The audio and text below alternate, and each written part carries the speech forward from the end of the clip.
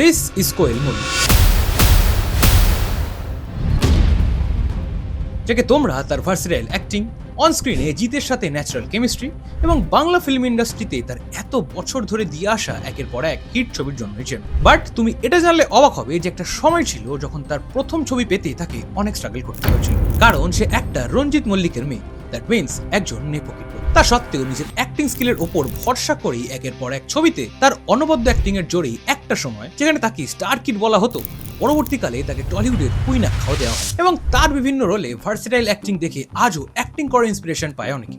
এছাড়াও তার আরেকটা বড় গুণ ছিল যার জন্য সাধারণ মানুষ তার প্রশংসা করত, হুইচ ওয়াজ যে যেখানে টলিউডের প্রায় সব নাম করা অভিনেত্রীরাই পলিটিক্সের নাম লিখেছিল, সেখানে এসে এতদিন অবধি পলিটিক্সের নাম লিখে। বাট সবাইকে অবাক করে দিয়ে গত ফেব্রুয়ারি মাসে তাকেও পলিটিক্স জয়েন করতে দেখা। এই মুহূর্তে সব থেকে বড় খবর আপনাদের সামনে তুলে ধরবো, তৃণমূলে রাজ্যসভার প্রার্থী হচ্ছেন অভিনেত্রী কোয়েল মল্লিক। যা দেখে শকড হয় সাধারণ মানুষ, কারণ বাংলাতে সে আর জিৎ ছাড়া প্রায় সবাই পলিটিক্সে নাম লিখিয়েছিল, এন্ড এখন কোয়েলও সেই দলেই নাম লেখালো। এন্ড এই খবরটা সমাজ মাধ্যমে ছড়িয়ে পড়তেই তাকে হেড দিতে শুরু করে সাধারণ মানুষ এবং সেই সঙ্গে তাকে ফেক বলতেও শুরু করে তাদের একাংশ। আর তাই এসব দেখি আমার মাথায় একটা প্রশ্ন আসে যে তাহলে কি টলিউডে কাজ করতে গেলে পলিটিক্সে জয়েন করতেই হবে, আর এমনটা না হলেই তাকে বাদ করতে হবে, কিংবা ঠিক কি কারণে এত বছর পর কোয়েলকেও পলিটিক্সে জয়েন করতে হলো?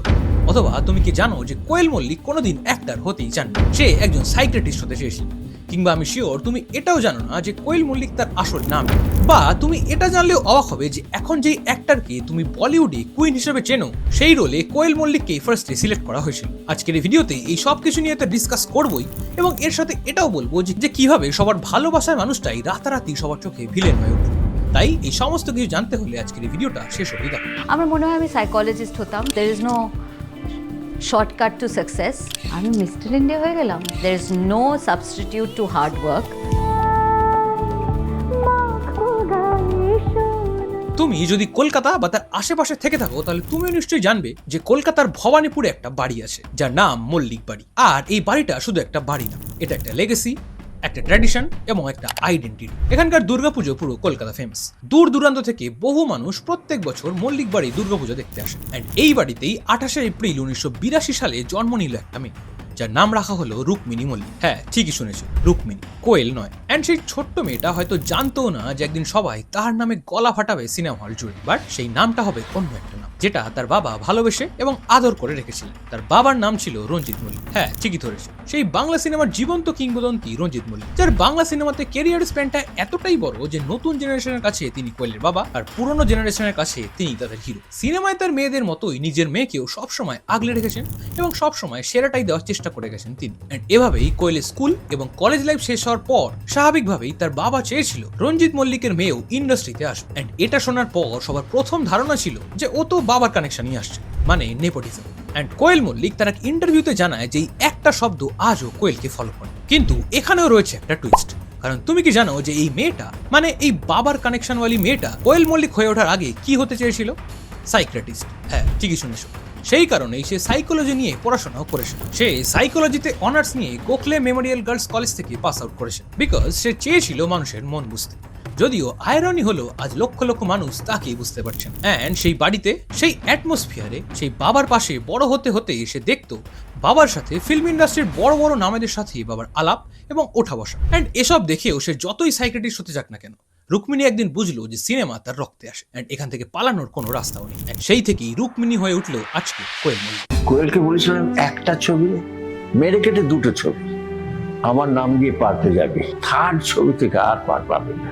সুপারহিট হওয়ার পরেও বাবাকে ভয়ঙ্কর একটা অন্য লেভেলে এক্সাইটেড হতেও দেখিনি। আর কখনো কোনো ছবি হয়তো মনের মতন রেজাল্ট করলো না, সেটাতেও আমি ভেঙে পড়তে কখনো দেখিনি। সালটা 2003। টলিউড তখন নতুন ভাবে জেগে উঠছে, অনেক নতুন নতুন হিরো আসছে, তার সাথে আসছে নতুন হিরোইন।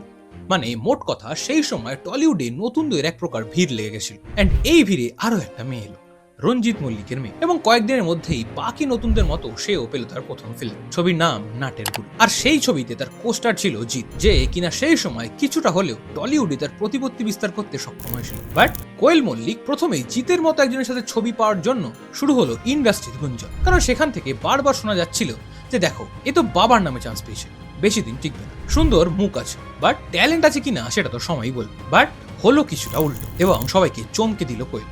কারণ ফিল্মটা হলো সাকসেসফুল, যার ফলে বক্স অফিসেও বেশ ভালো কালেকশন হলো ফিল্মটা, আর অডিয়েন্স এক নতুন জুটিকে পেল, জিৎ কোয়েল জুটি। আর সেই ছবিতেই তার ভালো অ্যাক্টিং এর জন্য সেই বছরই 4th টেলিফিল্ম অ্যাওয়ার্ডসে কোয়েল পেল best actress in a leading role in a debut ফিল্মের অ্যাওয়ার্ড। কিন্তু এখানে আসলো আরো একটা টুইস্ট, কারণ ধীরে ধীরে যখন এই মেয়েটা ইন্ডাস্ট্রিতে সফল হতে শুরু করলো, তখনও নেটিজেনদের গুঞ্জন কিন্তু থামলো না, এবং সেগুলো আরো বদলে গেল।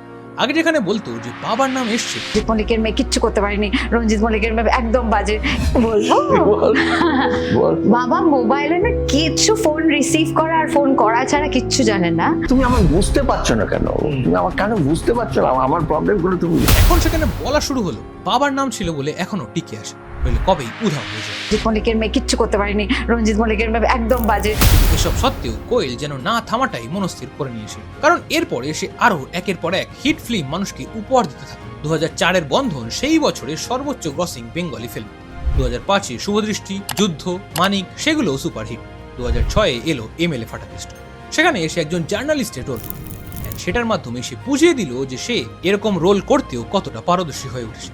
এবং এই মেয়েটা শুধু ফেস দিয়ে না, তার অভিনয়ের রেঞ্জ দিয়েও নেটিজেনদের জবাব দিতে শুরু করলো। সবকিছু ভালোই চলছিল তার, আর তখনই আসলো একটা ফোন, সেটা আবার বলিউড। ফোনের ওপারে ছিল ডিরেক্টর অনুরাগ বসু, যে তার আপকামিং ফিল্ম গ্যাংস্টার আর লাভ স্টোরি লিড অ্যাক্টরের জন্য কোয়েলকে অফার করেছিল সেই এক্সাক্ট রোল যেটা পরে করেছিল কাঙ্গনা রানাওয়াত। কাঙ্গনা রানাওয়াতের সেই ব্রেকআউট রোলটা অরিজিনালি কোয়েল মল্লিককে আগে অফার করা হয়েছিল।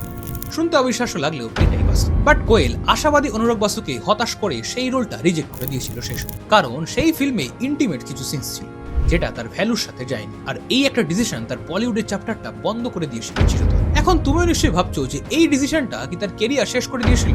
তার উত্তর হলো না, বরং এই ডিসিশনের পরে সে পুরোপুরি বাংলা সিনেমাকে নিজের করে নিয়েছিল, এন্ড আবারও বাংলা ফিল্ম ইন্ডাস্ট্রিকে একের পর এক হিট ছবি উপহার দিতে শুরু করলো সে। 2008-এর প্রেমের কাহিনী, সেটাও হিট হলো। সে বছরই আসে মন মানে না, সেটাও হিট। এরপর 2011-তে আসে পাগলো, যেটা হলো সুপারহিট। আর এই পাগলো সিনেমাটার কথা আলাদা করে একটু বলতে হয়, কারণ দেব আর কোয়েলের এই পেয়ারিংটা সেই সময় সিনেমাতে একটা নতুন যুগ শুরু করেছিল। অডিয়েন্স হলে গিয়ে হাসলো, কাঁদলো, ডান্সও করলো, এবং সিনেমা হলগুলোতে আবারও দর্শকের ভিড় বাড়তেও শুরু করলো। কিন্তু এরই মাঝে 2012 সালে একটা ফিল্ম আসলো যেটা সবকিছু বদলে দিল, যার নাম ছিল হেমলক সোসাইটি। আসলে এই ফিল্মটা কোনো টিপিক্যাল কমার্শিয়াল ফিল্ম ছিল না, এটা ছিল একটা ডার্ক, ফিলোসফিক্যাল, ইমোশনালি ডিভাস্টেটিং একটা ফিল্ম। ইউথেনসিয়া আর জীবনের মানে নিয়েছিল ফিল্মটা। বাট কোয়েল এখানে যে পারফরমেন্স দিল সেটা দেখে সাধারণ মানুষের পাশাপাশি ক্রিটিক্সও যেন থমকে গেল। ব্যাস, এরপর আর কি, সেই বছরেই BFJA অ্যাওয়ার্ডে বেস্ট অ্যাক্ট্রেস এবং জি বাংলা গৌরব সম্মানের মঞ্চে বেস্ট অ্যাক্ট্রেসের অ্যাওয়ার্ডও পেল মেয়েটা। এন্ড এই মেয়েটা সবাইকে প্রুফ করে দিল যে সে শুধু রঞ্জিত মল্লিকের মেয়ে, সে কোয়েল মল্লিক, এন্ড সে এই জায়গা ডিজার্ভ করে তার নিজস্ব পরিচয়। শুধু এই কটা অ্যাওয়ার্ডই নয়, বরং 2023 সালে মহানায়ক সম্মানেও দেওয়া হলো তাকে, যেটা ওয়েস্ট বেঙ্গল গভর্নমেন্টের সর্বোচ্চ কালচারাল সম্মান। এন্ড এখন তুমি যদি তোমার মগজে একটু জোর দাও, তাহলে তোমার নিশ্চয়ই মনে পড়বে যে সেই সময় যাদের এই অ্যাওয়ার্ডটা দেওয়া হয়েছিল তারাই ট্রোলের শিকারও হয়েছিল। বাট এদের মধ্যে একজন এক্সেপশনও ছিল, যার নাম ছিল কোয়েল মল্লিক। কারণটা তার 50টার বেশি ফিল্ম, মাল্টিপল অ্যাওয়ার্ডস এবং একটা ফ্যান বেস যারা তাকে শুধু ভালোবাসেন, পুজো করে টলিউডের কুইন বলে। যদিও এই টাইটেলটা তাকে কেউ দেয়নি অফিসিয়ালি, বাট ইন্ডাস্ট্রি নিজেই তাকে দিয়েছে। বাট এত কিছু ভালোর মধ্যেও মাঝে মধ্যেই তার রিলেশনশিপ নিয়ে টলিপাড়ায় অনেক জল্পনা শোনা যেত। কখনো শোনা যেত তার আর জিতের বিয়ে হয়ে গেছে, কখনো শোনা যেত যে তারা ডেট করছে, আবার কখনো শোনা যেত তাদের ব্রেকআপ হয়ে গেছে। বাট কোয়েল মল্লিক সবসময় তার পার্সোনাল লাইফ নিয়ে চুপই ছিল।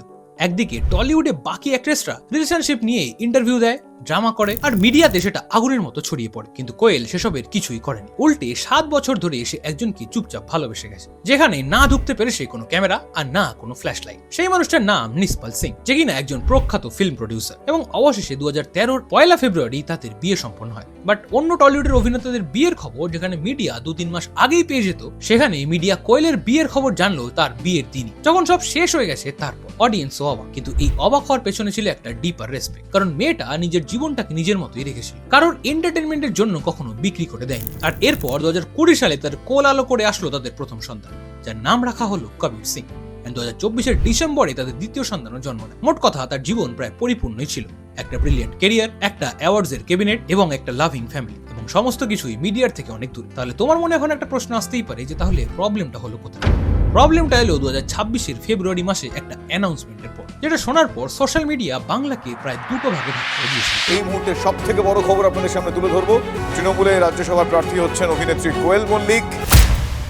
দিনটা ছিল 27 ফেব্রুয়ারি 2026। তৃণমূল কংগ্রেস একটা লিস্ট রিলিজ করে রাজ্যসভার জন্য তাদের ক্যান্ডিডেটের লিস্ট। সেখানে বেশ কিছু নামের মাঝে উকি মারল একটা নাম, কোয়েল মল্লিক। আর তার নামটা অ্যানাউন্স হওয়ার পরেই টুইটার, ইনস্টাগ্রাম, ফেসবুক এবং ইউটিউবের কমেন্টসে সবাই একসাথে ফেটে পড়ল। এন্ড আবারও সবাই তার দিকে রাগে ক্ষোভে একের পর এক প্রশ্নমান ছুটতে শুরু করল। কেউ বলল যে কি কোয়ালিফিকেশন আছে তার যে সে এমপি হবে। সিরিয়াসলি, মমতা দিদি আর কতজন সেলিব্রিটি দিয়ে পার্লামেন্ট ভরাবে? রাজ্যসভাটা এখন এন্টারটেনমেন্ট ইন্ডাস্ট্রির পার্কিং লট হয়ে গেছে। কিংবা তাকে কেউ টলি কুইন থেকে পলিটিক্যাল পাপেটও বলতে শুরু করল। এন্ড এই কমেন্টস গুলো দেখে তোমার কি মনে হচ্ছে? এটা কি ন্যায্য রাগ নাকি আনফেয়ার জাজমেন্ট? কমেন্টে জানি। তবে তার আগে একটু ভাবো, হেমা মালিনী যিনি কিনা একজন বলিউড অ্যাক্ট্রেস, সেও এখন পলিটিশিয়ান। কিংবা ধর্মেন্দ্র এখন পলিটিশিয়ান।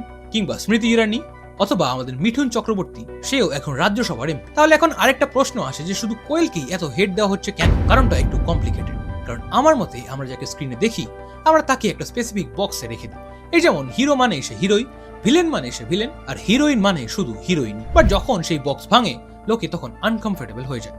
এন্ড সেই আনকমফোর্টেবল মানুষরাই হেড দিতে শুরু করে। এছাড়াও টিএমসির বিরুদ্ধে অলরেডি একটা সেন্টিমেন্ট আছে ওয়েস্ট বেঙ্গল। তাদের অপোজিশন কখনো বলছে যে সেলিব্রিটি দিয়ে ডিস্ট্রাক্ট করা হচ্ছে মানুষকে, আবার কখনো বলছে যে এই নমিনেশন গুলো লয়্যালটি রিওয়ার্ড ছাড়া আর কিছুই না। আর এই সমস্ত রাগটা গিয়ে পড়লো কোয়েল মল্লিকের উপর। আর এরপর সে শুধুমাত্র পলিটিশিয়ানদের টার্গেট হলো না, সে হলো পুরো সিস্টেমের টার্গেট। তবে কোয়েল মল্লিক কিন্তু এসব দেখে চুপ করে থাকেন। সে মমতা ব্যানার্জির প্রতি তার কৃতজ্ঞতা জানিয়ে বলেন তিনি চান যে বাংলা সংস্কৃতির কথা, বাংলা সামাজিক সমস্যার কথা পার্লামেন্টে যেন পৌঁছায়। এন্ড এটাই তার লক্ষ্য থাকবে। এন্ড এটা খুবই সিম্পল একটা ব্যাপার, তাই না? কিন্তু সোশ্যাল মিডিয়ার কাছে এটা যথেষ্ট ছিল না। কেউ বললো এটা স্ক্রিপ্টেড, কেউ বললো পার্টি তাকে এটা বলতে বলে দিয়েছে বলেই তিনি বলছেন। আবার কারোর মতে উনি জানেনই না যে রাজ্যসভাতে কি কাজ করতে হয়। কিন্তু তুমি এটা জানলে অবাক হবে যে সে অলরেডি বিধবাদের জন্য কাজ করেছেন, বাচ্চাদের জন্য করেছেন এবং সোসাইটির জন্য নানান সামাজিক কাজ করেছেন। এন্ড সে শুধু ফিল্মই করেননি, ফিল্মের পাশাপাশি সে অ্যাক্টিভলি সোশ্যাল ওয়ার্কও করে গেছে তার কেরিয়ার জন্য। তবে সেগুলো কোনো দলে রং চড়িয়ে নয়, বরং নিজের ইচ্ছাতে। আর এখানেই আসে সবচেয়ে বড় আয়রনি। এই মেয়েটা যে কিনা বলিউডের অফার ছেড়ে বাংলা সিনেমাকেই বেছে নিয়েছিল, কিংবা বাংলার মানুষদের বছরের পর বছর হিট সিনেমা উপহার দিয়েছিল, তার একটা ডিসিশনের জন্য হাজার হাজার মানুষ যারা তাকে ভালোবাসতো আজ তারাই তার। দেখো, কোয়েল মল্লিক পার্লামেন্টে ভালো কাজ করবে কিনা সেটা আমিও জানি না, তুমিও জানো না, কেউই জানে না। সেটা তো সময় আসলেই দেখা যাবে। একটা মেয়ে যে কিনা বাবার নামে ট্যাগ নিয়ে ইন্ডাস্ট্রিতে এসেছিল, সে সেই ট্যাগ ছিঁড়ে ফেলে নিজের পরিচয় বানালো। বলিউডের লোভ ছেড়ে নিজের মাটিতেই রইল। স্ক্রিনের সাথে সাথে স্ক্রিনের বাইরেও মানুষের জন্য কাজ করে। যখন সে বাকিদের মতো একটা ডিসিশন নিল, তখন সবাই মিলে তাকে ভিলেন বানিয়ে দেওয়া হলো। কোয়েলের এই পলিটিক্স জয়েন করার সিদ্ধান্ত হয়তো ঠিক, হয়তো সে পার্লামেন্টে দারুণ কাজও করবে, কিংবা হয়তো করবে না। কিন্তু একটা মানুষকে জাজ করার আগে তার পুরো গল্পটা জানা উচিত। আর আজকের এই ভিডিওতে সেটাই বললাম। এন্ড তোমার কোয়েল মল্লিকের পুরো স্টোরি এবং তার পলিটিক্স জয়েন করা নিয়ে কি মতামত সেটা কমেন্ট বক্সে জানিও। এন্ড আজকের ভিডিওটা ভালো লাগলে এই ভিডিওটা লাইক শেয়ার করার পাশাপাশি আমার চ্যানেলটাও সাবস্ক্রাইব করে দিও। এন্ড এখন তোমার যদি আজকের এই ভিডিওটা ভালো লেগে থাকে তাহলে আমি শিওর যে তোমার এই ভিডিওটা অনেক ভালো লাগবে। তাই সেটা দেখতে হলে এখানে ক্লিক করে চলে আসো। তোমার সাথে আমার দেখা হবে ওখানে। টাটা।